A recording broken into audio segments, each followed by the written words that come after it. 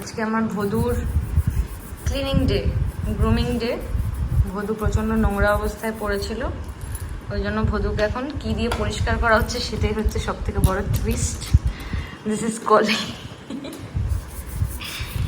ওর কোনো face wash লাগে না, কোনো শ্যাম্পু লাগে না, ওকে এখন কলিন দিয়ে পরিষ্কার করা হচ্ছে। নোংরাটা দেখ, নোংরাটা মারাত্মক বেরোচ্ছে। এই যে দেখাই বিফোর আফটার করে, এটা হচ্ছে ওর হাতের অবস্থা, আর এটা হচ্ছে বাঁ হাত, এটা হচ্ছে ডান হাত। বাঁ হাতের অবস্থাটা একবার দেখো, কি বিচ্ছিরি অবস্থা। গরমকালে পুরো ওটা একদম শরীরের ভাঁজে ভাঁজে নোংরা হয়ে গেছে। হ্যাঁ, চেহারাটা আমার মতন পেয়েছে আমার। চেহারার গ্ল্যামারটা কেমন না, আর মিষ্টত্বটা আমার মতো। আর সারাক্ষণ আমার মতন হাঁ করে আছে। খাবে কি খাবে মাম্মা? ওকে আমি দিতাম আগে, ওটস দিতাম এখানে, কিন্তু সেগুলো সব জমে জমে নোংরা হয়ে যায়। ওর কোনো যায় আসে না। ওর এতক্ষণ এই যে পরিষ্কার হয়েছে সুন্দর করে, চান করে পুরো গ্রুমিংটা দেখাবো তোমাদেরকে যে ওর কি অবস্থা। আমার সোজা করো একবার ওকে। হ্যাঁ, ডিফারেন্সটা দেখো। এটা হচ্ছে নোংরা হাতটা, এটা হচ্ছে পরিষ্কার হাতটা। উল্টে গেছে, সোজা করে দেখাই। এই যে বাচ্চা আমার, এই যে আমার ছোট্ট বাচ্চা, কলিন খাইও দাঁত মেজে দিচ্ছি। আমি জীবনে কোনোদিনও দেখিনি কোনো বাচ্চাকে এরকম ভাবে কলিন দিয়ে পরিষ্কার করা হয়। সর্দির মতন করে। ইস মা, তোমার পেস্ট দিচ্ছি, তুমি দাঁত মেজে দাও তাহলে। ওর অবস্থা ভীষণ খারাপ। ও বউয়ের পাশে এতদিন বসেছিল, কিন্তু বউটা প্রচন্ড পরিষ্কার আর ততোধিক খেদর। নোংরা নোংরা বাচ্চা। পরিবর্তন আসছে, পরিবর্তন আসছে। আমার জামা কি পরাবো? এনেছো পরে? এইটা হচ্ছে ওর পা, পাটাও একবার দেখাই, পাটাও কি নোংরা হয়েছে। ওর পাটা না আমার পুরো ক্র্যাবের পায়ের মতো লাগে দেখতে, তাই না? তো ঠিক আছে, আবার একটু পরে আসছি, একটু পরিষ্কার করানো হোক। বাই। এবার হচ্ছে নাতির পদসেবা। এই যে কচ্ছপের পা, বাচ্চার পা এখন পরিষ্কার হবে। বাট একটা জিনিস সাজেস্ট করব, এটা আমার মায়ের মাথা দিয়ে বেরিয়েছে, এটা আমি জানতাম না। পুতুল এরকম নোংরা হলে কিন্তু অন্য কিছু দিয়ে না পরিষ্কার করলে কলিন দিয়ে করতে পারো। কলিন দিয়ে বেশ ভালো নোংরা উঠছে। দেখো এগুলো কিন্তু সব উঠেছে, এগুলো ওয়াশ করা হয়নি এখনো, বাট এই নোংরাগুলো কিন্তু উঠলো ওর হাত দিয়ে। এই যে এগুলো একটুখানি ধুয়ে দিলে এবার পরিষ্কার হয়ে যাবে। এই যে বাচ্চার পা, আমার ছোট্ট পা, ছোট্ট বাচ্চার পা। খুব মজা, চোখ ফোক বুঝে তুমি আরাম খাও, তোমার আজকে স্পার্টি না, স্লিপ।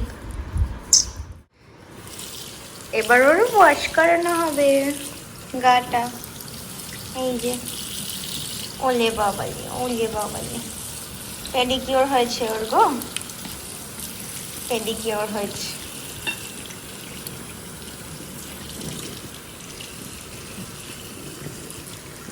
ওর একটা মাথায় চুল ছিল, কিন্তু ওর বেসিক্যালি ওর স্টোরিটা কেউ জানে না।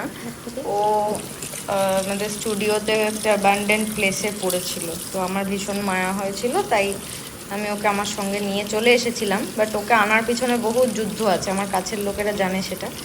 কিছুতেই ওকে আমি আমার কাছে পাচ্ছিলাম না, কারণ ও শুটিংয়ের পুতুল।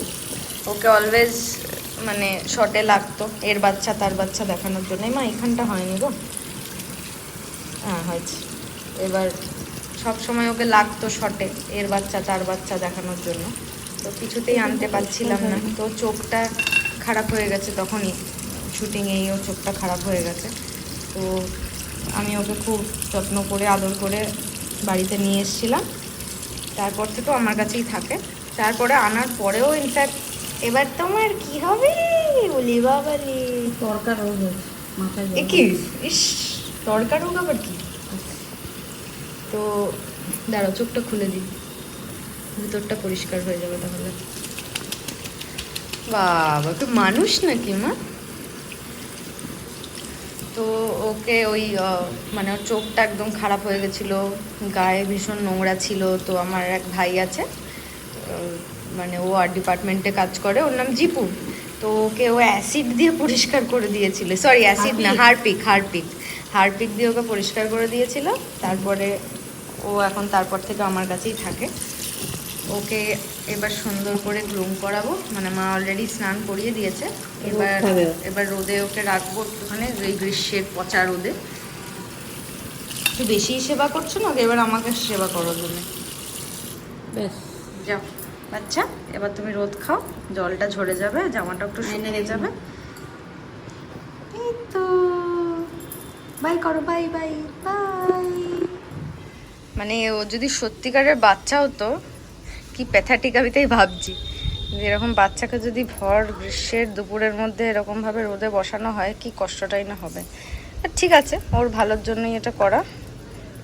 এই যেটা ডিফেক্টটা বলছিলাম, যে ওর এই চোখটা কোনো একটা কারণে কিছুতে আঘাত লেগেছিল, যেন চোখটা খারাপ হয়ে গেছে। আর মাথায় ওর চুল ছিল না, ওর মাথায় একটা টুপি পরানো থাকতো, তো আমি ওটাকে খুলে দিয়েছি। এই মাথার ওর মধ্যে চুল ছিল, কিন্তু ওকে একটু মানে মঙ্গোলিয়ানদের মতো দেখতে লেগেছিলো, ওই জন্য কেউ একটা খুলে দিয়েছে। বাট এখনও এরকমভাবে বারান্দায় বসে আছে। আর আগের দিন তো তোমাদেরকে থাম্বনেলে দেখিয়েছি, এই হচ্ছে আমার বারান্দা, আর এই হচ্ছে আমার গাছ। এই দেখো কি সুন্দর বেল ফুল হয়েছে, আর এখানে জবা ফুল হয়েছে, আর এই তুলসী গাছটার কথা আগের দিন বলা হয়নি, একটা তুলসী গাছ হয়েছে। আর ইনি বাবু এখন পাহারা দেবেন। সো ও এখন শুকিয়ে যাক, তারপরে আবার ওকে রেডি করার সময় দেখ। মস্তানের চান হয়ে গেছে। এই হচ্ছে মস্তানের জামা, একটা ওভার সাইজ টি শার্ট, যেটা ওর মায়ের, কিন্তু এখন মায়ের ছোট হয়ে গেছে, ওই জন্য এখন বাচ্চা পরবে।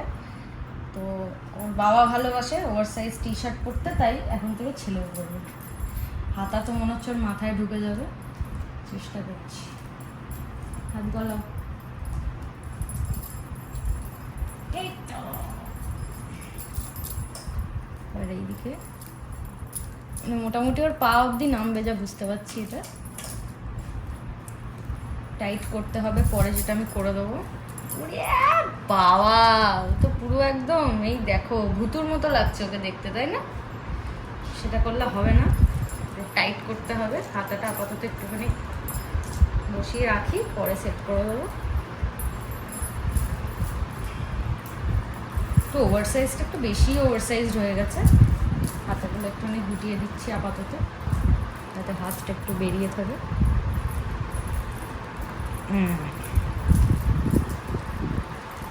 এবার আমার একটা, মুখটা ঘোরাও, তোমাকে দেখবে তো সবাই। আমার একটা হেয়ার ব্যান্ড ছিল, যেটা আমি ভাবলাম ওর মাথার যে ডিফেক্টগুলো রয়েছে সেটা ঢাকা দেওয়া যাবে। সো এটা ওকে পরানোর চেষ্টা করি, দেখি কতটা ঢাকতে পারি।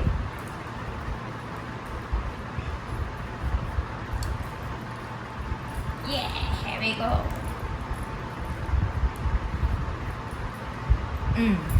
সেই হচ্ছে ওর লুক।